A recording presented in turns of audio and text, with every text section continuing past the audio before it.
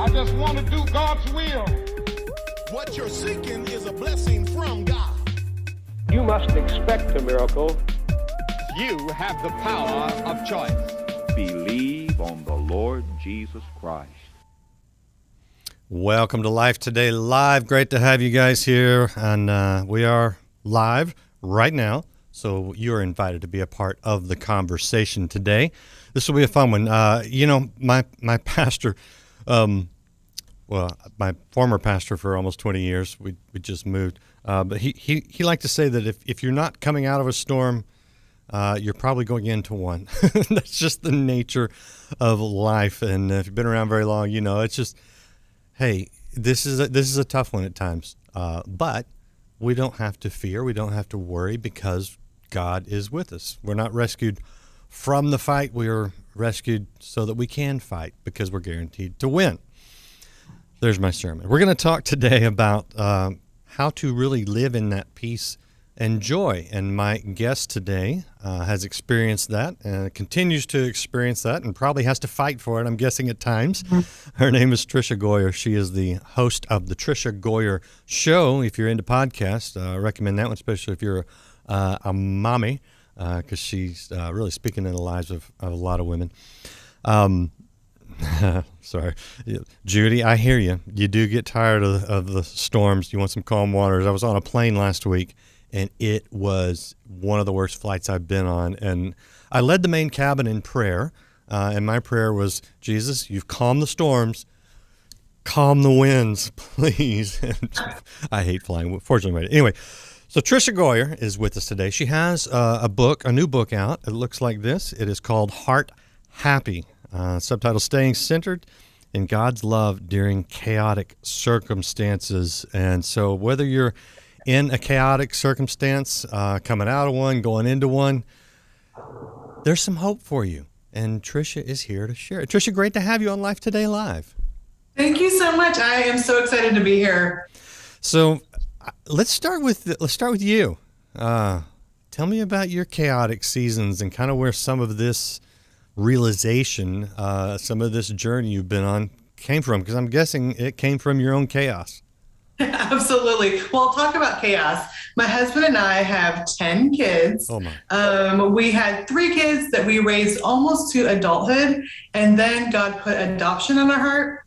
And I thought at the time, maybe 1 or 2. Well, we adopted 1, and then a sibling group of 2 from foster care, and then a sibling group of 4 from foster care. And those older ones were 11, 13, and 15 when the adoption was finalized. So we went from almost being empty nesters to suddenly having 7 children in the house, from the ages of about 4 years old to 15 years old. Some were biologically related, some were not. Even the ones that were siblings hadn't always lived in the same house because they were in foster care. They were moved around. And I write a lot of books. I homeschool my kids. I am always one that think I can handle the storms, pray through it, get through it, which is so important. But it got to the point where even I just was so overwhelmed with the chaos. The kids, the fighting, the grumbling, the piles of laundry. And then some of the kids really came from trauma and hard circumstances. So dealing with anger in our home, anger from me that I did not think of myself as an angry person. But when there's a teen screaming in my face, suddenly I felt this anger. And so really, it got to the point where I need to realize how to get a happy heart, how to really get centered in God's love before the day begins, because all the kids are there. Oh, and then I forgot to mention my 92-year-old grandma lives with us too. So she's lived with us for 20 years after my grandpa passed away. So everyday life in the Goyer house is naturally chaos. No doubt. I got to say, as being, I'm about to hit my 1-year empty nest anniversary, and we love it. You're either crazy or you're called, and I'm guessing it's the latter because probably both. Yeah, Absolutely, yeah. And there is times when I'm like, God, this is what you called us to? Because I'm picking gum off of my vehicle floor, and I'm, again, piles of laundry and cooking for all these people. And it has been completely overwhelming, but also, a blessing too. There's the good, there's the bad, there's the hard, but all of it is the chaos. And it really is trying to figure out how we can stay centered in God, how we can really focus on his love when our life is in the middle of that whirlwind. Yeah, the chaos is literally in your home, which means it's not like you can go home and find your peace. You have to make peace in the chaos. How'd you walk that out? How'd you figure that one out? Well, after multiple days of being in the fetal position on the floor, crying out to God, I knew that things needed to be differently, and it needed to start with my heart. And I remember one moment when I literally had a 5-foot pile of laundry that I'm trying to wade through to get to the washer, and being so overwhelmed and just crying out to God, I can't do this. It's too much. The kids, the commotion, the mess.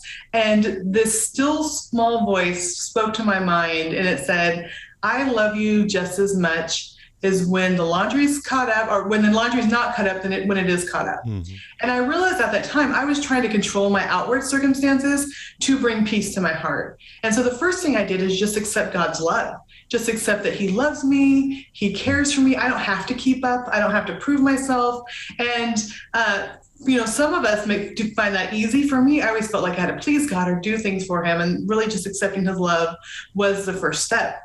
And then after that, I came across this quote by George Mueller. Now, George Mueller lived about 150 years ago, and he's this wonderful man who opened his home to orphans, and we adopted 7. He had tens of thousands that have gone through his home. And so George Mueller, there was times when he would always pray, and he said he never asked for anything, that God knew his needs. And one time he had hundreds of orphans living in this one house, and they had no food for breakfast. And so he had all the kids sit down, and he had them pray and thank God for their meal. There's nothing in the kitchen to serve them, but he said God will provide. And a minute later, there's a knock at the door, and the baker's there with loaves of bread. Wow. And the baker said, George, God woke me up at 3:00 in the morning, and he told me to come in, and he told me to bake bread and bring it over. And so he said, children, look, we prayed and we thank God for our food. Here's bread. And then as soon as the baker left, there's another knock at the door, and it was the milkman. And he said, my cart has just broke down. I need a new wheel. I need to unload this milk. Can you use this milk? And so within 20 minutes of them praying and thanking God for their breakfast, they had milk and bread. And it's so encouraging to think, okay, this is someone I can turn to for advice, even though he lived 150 years ago. And there's actually one of his quotes that said, before he got busy with his day, caring for these hundreds and hundreds of orphans in these different homes, he got his heart happy in the Lord. So he actually took time to read scripture, to think about God's love, which God was pulling me to just remember his love, and then to get your heart where you're worshipful, where you're thankful for the day. We're not overwhelmed with just the problems and questions.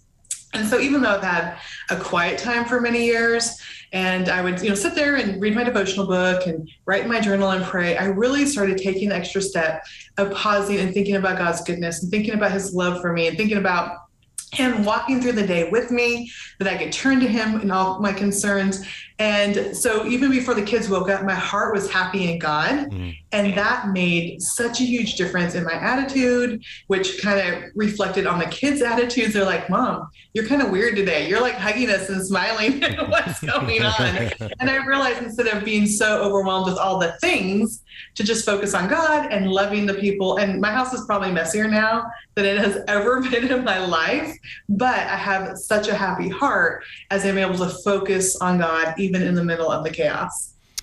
So this goes back to the ongoing human condition of whether you are responding to your circumstances, or whether you are trying to control your circumstances. What's the balance there between, doing the things you need to do, that you should do, taking charge to a degree, right? Taking care of things, versus, I don't know, finding, letting some things go but not letting Right. everything go. You hear what I'm saying? Absolutely. Where do you find that balance? Yeah, for us, it really has okay, we've taken in 7 kids. So we're going to have to really focus on what our priorities are. We can't do all the things. For a long couple years, I cut down on my speaking schedule a lot. So usually before I'd be a couple times a month, I'd be out speaking. Well, that's just not possible when I'm leaving my husband with my grandma and 7 children at home. So Right. that didn't become a priority. The kids became a priority. Also, understanding that things like family dinner time, we read books together after dinner, that's even more of a priority than tons of sports activities. So we do let our kids do about 1 sport each a year. And that's still a lot. Once they all did taekwondo together. So that was great. But we really have to say, we can't do spring sports, summer sports, balls, like all the things or all these activities because we have these kids. So it is really looking at our priorities and seeing where our focus is, but also it's looking at our expectations. My husband, because I'd just be so overwhelmed. And he said, did you really expect to have 7 children in our house and be able to keep up with everything like normal? And I'm like, actually, if I think about it, yeah, this is how I run things and this is how it goes. And so it was really understanding that these kids have never been in a home, with all this, first of all of us together, but even in a home with each other for a while. And so I remember our first evening when the 4 girls came and joined our family. It was the first night they were staying the night. And we all were sitting around the table for dinner. And one of the girls just started crying. And I'm like, what's wrong? Is something wrong? And she's like, I didn't know real people did this. I didn't know that families sat around the table. And so our priorities actually became the routines, the ordinary stuff, instead of all the extra stuff that we were doing. And that has made a huge difference. And when I talk to other families out there, I think we have these expectations that we need to do everything. We need to do all the sports, all the church activities, all the kids activities, youth group, all the things together, when really we could just sit back and ask God, like, what do we need to focus on? And for a season, it may be like us, we're just going to make sure we have dinner almost every night. And we're going to read the Chronicles of Narnia after dinner, just so we could just build these routines into our families. I think so many times the outward chaos is something we think is normal. But we don't have to get caught up on that. We can step back. And when I speak at conferences and go through workshops, I'm like, okay, what things are you doing because someone asked you to and you didn't want to say no?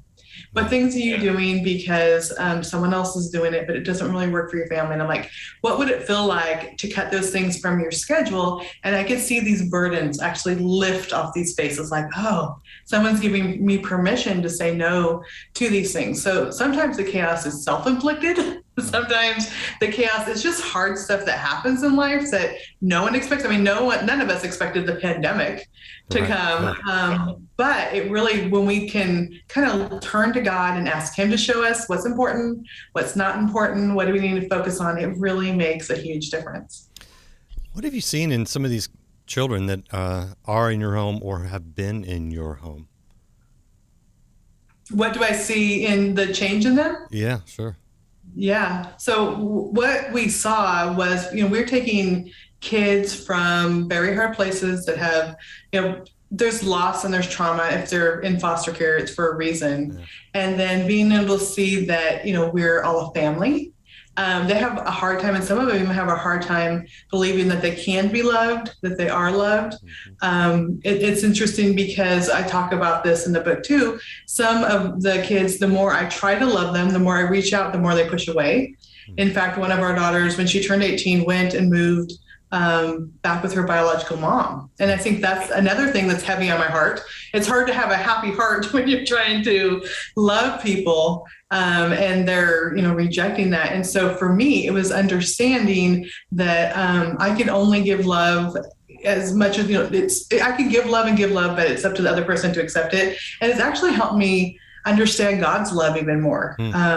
His unconditional love, which, my love, there's sometimes I have a harder time giving love than other days, but God's love is unconditional. And it just makes me realize, like, even when I mess up, when I don't do things right, that God's love is always there. And I try to reflect that in my love towards my kids. But it's hard. They have a hard time accepting love sometimes. And it's, just continuing to bring them before God in prayer, praying against the things in their past, the burdens on their hearts, the trauma in their hearts. And so it's an ongoing process. The oldest of our adopted kids is 22 now, and the youngest is 11. So we've had, 11 years of having these additional kids in our home, but it has been a growing process for all of us. I think I've learned more love and compassion, and they have definitely grown in being willing to accept our love and to know that we're for them, and that, we're not against them, and that we want to help them to have good lives.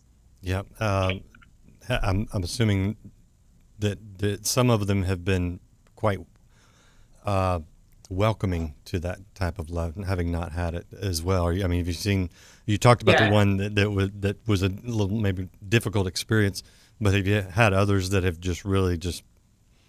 Oh, absolutely. And, one of our daughters, she would get so upset when her siblings acted out, because she's like, they're going to send us away. We don't want to get sent away.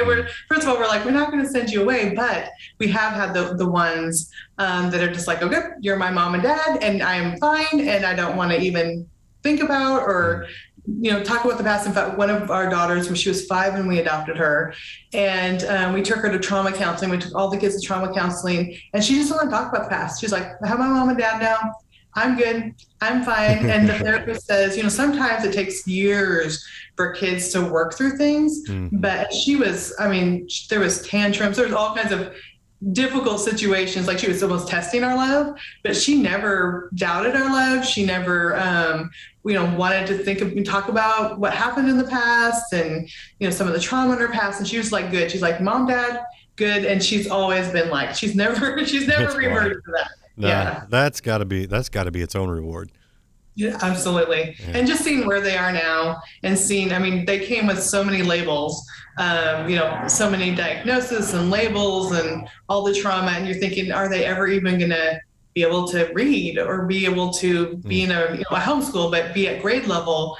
And it's just amazing to see how they've grown and changed and flourished. And people that knew them, former foster parents or people that knew them before we adopted them, they are just so excited to see where they are now. So it has been so worthwhile. It's been a hard process, a tiring process, but to see them flourishing, even the ones that have challenges or are still challenging my love, are doing so well in so many areas that every bit of it has been worth it. Yeah. And I'm guessing that some of the difficult circumstances will come back. because let's face it, when you're raising teenagers, it doesn't matter if they're your own or if you... Exactly. And it's like, it's part of life. It's really understanding that, taking on the faith and the belief in God themselves. I think whether we have biological kids, adopted kids, foster kids, it is that. And those growing pains, I've had a friend says, like, when they turn 18, it's like, you're pretty soon like, you're worried about them leaving the house. And then you go through that 18, 19-year-olds, and you're like, okay, when are you going now? Yep. What's going on? Yep. Because they're trying to spread their wings and test the waters. And those are usually often challenging years. Yeah. Yeah. You're like, how much is that deposit on that apartment? I'll cover it. You're out of here. Yeah.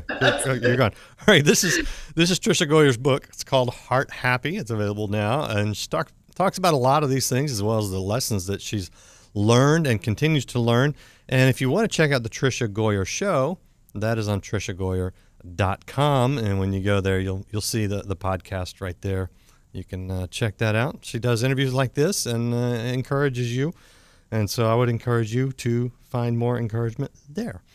Now, there is one thing, Tricia, that I want to ask you about, because in the church, did you grow up in the church? Curious. My mom became a Christian when I was in second grade. So yes, I grew up. She was new Christian. We were all new to it, but yes, I did grow up going to church. All right. So we get into this kind of works mentality, and I don't want to dismiss it, because I do believe that we were created to do good works. But it's like we get this cart before the horse thing, where we're like, our salvation, we're going to earn our salvation. We're going to earn God's pleasure. We're going to, and there are things that please God and don't please God. So I get that, but it's like once you settle your eternity, and once you understand all that God's done for you, then I feel like the good works come more naturally. Yes. And so the operative word, I believe, for most Christians, once we get to a mature level in Christ, is just surrender. It's my sheep know my voice and obey. It's like, hear his voice, obey, surrender your will to his will, not your will, but not my will, but yours. And then trust that he's going to do what he says he's going to do. And you write about that in the book, which is why I bring that up. What have you learned in that process? Oh, so many times I think when we first start following God, and for me, it was, I had grown up in the church, I believed in God, but I had grown up not knowing my biological dad, and then my stepdad was very distant. So my mom married him when I was 4, but he was there. I don't remember conversations. I mean, we ate with TV dinners in front of sports. I mean, it was just not a relationship. And so I started looking at for love in all the wrong places as a young teen, and then had my son when I was 17 years old. But it was during that pregnancy that I surrendered my life to God. And so I said, God, I have screwed up big time. If you can do anything with my life, please do. And he's just like, well, let me just wait and show you what I can do. I mean, I write books and speak and 10 kids. I mean, he brought me a wonderful husband. But I think that initial surrender, like I was like, here's my life. But then there's like you were saying, the feelings of I need to do this right.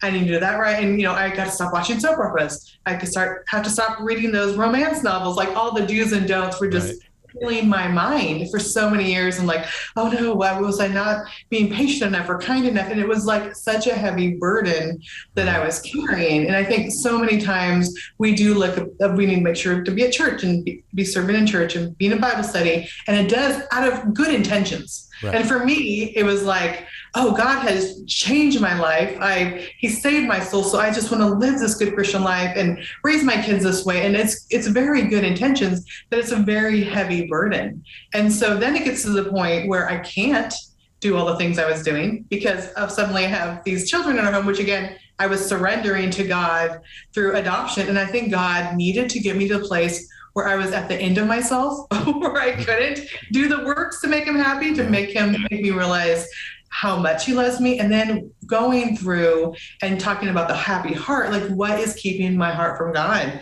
And I was thinking through it and praying for it. It's not just, of course we want to have that morning quiet time when we're getting happy in the Lord, but sometimes there's that burden that's still there. And so it's really saying, God, what is going on? One of my burdens was pride. Raising 3 kids almost to adulthood. They loved God. They were great kids. I thought, I'm a great mom. I could be a great foster and adoptive mom. And then realizing like, I'm maybe not that good of a mom because it's really hard. And so surrendering my pride was one thing. Yeah. Also surrendering that feeling of abandonment. And I remember clearly one moment during my quiet time where I thought back of feeling those abandonments of not knowing my biological dad and my stepdad, and just realizing like I can turn to Jesus and like he's always there and his love is always there. And it's almost that you have to get to that point of release and surrender to accept that love, to realizing like nothing I can do will make him love me more or love me less, but he just loves me completely. And that just broke down those walls of abandonment where if I don't live up to what he's wanting, he's not going to abandon me. And I think I had those burdens in my heart of all those years of feeling abandoned. My boyfriend, when I got pregnant in high school, he abandoned me. So all these burdens of abandonment were there, and just almost settling it with God saying, okay, I'm like, at this moment, I'm truly going to leave. You're never going to abandon me. And it's that unhindering of my heart over and over again. So I think surrender is going to look different in each person's lives when they actually sit before God and say, what burdens are there? And after each chapter in Heart Happy, I talk through, okay, this is what my issues were, pride and abandonment, and I go into other things too, but what is really burdening your heart? What are things in your past that bring pain or shame or heartache or make you feel unlovely or unworthy? And so I encourage people to work through those things. And that's been neat to see. I had a launch team that was reading the book ahead of time and seeing them saying, wow, I feel so much freedom now to accept God's love, because they're able to kind of shed some of those burdens. And so I think, again, the surrender, of course, when we dedicate our lives with it, that's the first step. But I think there's even more surrender when it comes to realizing what burdens are we carrying that don't need to be there, that God wants to take those things so we don't have to feel that separation from him. Yeah, I do think it's daily. I mean, it's got, you talk about habits to have that joy and peace in your heart. I think that's one of the daily habits right there, that every day you just say, Lord, not my will but yours, and you just lay down the things that you got to lay down, and you find the burdens go away. And I hear that. Okay, I'm not a shrink, but I'm going to play one on television. You're having foster kids, adopting these foster kids, fostering whatever technically it is, having all these children in your home, and your own abandonment issues as a child and up through your teen years. Is this compensating for what you didn't have, or was this God taking a bad situation and turning it into good for others? So I have thought, like all of a sudden we have all these kids. I'm like, was I trying to make up for what I didn't have? Yeah, but there's, and I think that's part of it. Like, God knows our natural tendencies, and to know that I want to just wrap my arms around these kids, because I know what it felt like to not have those relationships and not have those parents. And so I think there's those natural tendencies, but so clearly with each of our adoptions, God just showed up and made it clear, who was supposed to enter our families. In fact, our first adoption, we had planned to adopt from China, and we had done the paperwork, and then doors shut. And I was so discouraged, God, I've been praying about this for years. We put money towards it. And I was in bed in tears, crying, fetal position. Again, that's my go-to when I'm overwhelmed. Fetal position in bed with the comforter over my head. And finally I surrendered. I'm like, God, the kid, which is so funny because it ended up being more than one child, but the child that you have for me, I just surrender it to you. And it was actually that afternoon, I was taking my grandma to the grocery store, and I got a call from someone I knew from a MOPS group, a mother of preschoolers group, that knew a young woman that was looking for an adoptive family. She was 7 months pregnant, and we ended up adopting that baby. But with each story of the kids we invited into our home, it was so clear. In fact, with the 4 girls, it was during a worship service at church, and I just felt God saying, sibling group of girls. It was in my mind. And after the church service, I got in the car, shut the door, and I'm like, sibling group of teen girls. My husband's like, that's the same thing. So I think God knows our hearts, and he knows kind of the issues of our past and what things we're going to be drawn to, and what things we have a tender heart to. But I also know that when he called us to this, it was so clear. In fact, I mentioned the 1 and then the 4, the 2 in the middle, we heard about them on a Monday, met them on a Wednesday, and weren't picking them up on a Thursday because they'd already been moved around. They had a failed adoption. They're like, we just need to find a home for these kids. And we were even that day before going to pick them up, is this what we're supposed to be doing? This is so overwhelming. We just met these children, and suddenly we're going to have a 2-year-old and a 5-year-old in our home. And we had been reading through the Bible. And that morning when we sat down, it was James 1. And that was pure religion is this, to care for the orphans and the widows. And we just started crying because we knew it was we've been reading through the Bible, for probably a year and a half at this point, because, can't do it in a year, but probably a year and a half at this point. And it was so clear that God was saying yes. And so John and I have talked about, we are so thankful that God made each one of those situations so clear, because in the middle of it, it was why do we do this? Why didn't we choose? And it could be I'm just trying to compensate for what I didn't have, or, those feelings of abandonment. But God in each situation just made it so clear that these were the kids and this is what we're supposed to be doing, that during the hard times, and I think we need that, because hard times will come no matter what God calls us to. There's going to be really hard times. We think, oh, God called me to this, it's just going to be a breeze. That's not the case. But when we have those moments where we can look back and think of when God called us and think about the promises he gave us and the promises of his word, that he's never going to leave us or forsake us, that just carries us through when those hard times do come. Yep, you do it, to quote Judy, who's watching right now. By the way, Judy, I love the fact that you are live here pretty much every day, so thank you for that. She's my number one fan. She says you do it because you're called, and that's exactly what I was going to say. You got to hear the call. Otherwise, it will drive you crazy, and it's tough. All right, Trish, I show people the website, triciagoyer.com. I want to give you a minute before we let you go to tell people what you are doing, even through, aside from raising all these children, in your podcast and in your speaking and in your books, all which are available at triciagoyer.com. Yeah, well, I love connecting with people, and I love on this road. On this season, I've been doing homeschool conferences. I've been doing writing conferences. There's another big homeschooling conference that we get to go to in May in Pigeon Forge. We're doing a Teach Them Diligently conference, which is fun because I get to take all my kids along, and they just think it's the best thing ever. That part of my job, they get to go to these homeschool conferences, and so I always love connecting with people and speaking. I have a speaking page if anyone's interested in having me come and speak. I could speak at women's events and homeschooling and writers' conferences. But I'm always working on a couple books at a time. I have some novels that are in the works. And so I write fiction and nonfiction. So that's the two sides of me. And then on my podcast, we have, it's a weekly release. And so we always have wonderful guests on there, talking great conversations and then application. I always like to have application of things that people can do in their own home just to encourage them and encourage their kids. Love it. My goodness, you are busy and productive.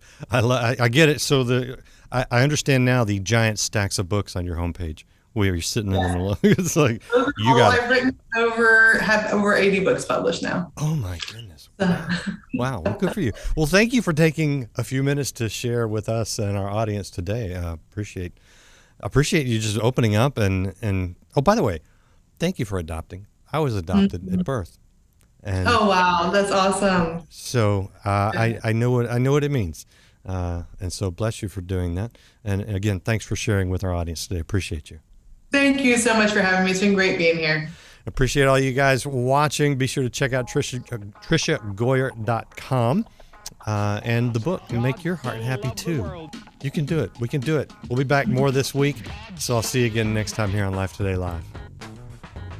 In spite of our rebellion, in spite of our sins, in spite of our failures, God says, I love you. I love you.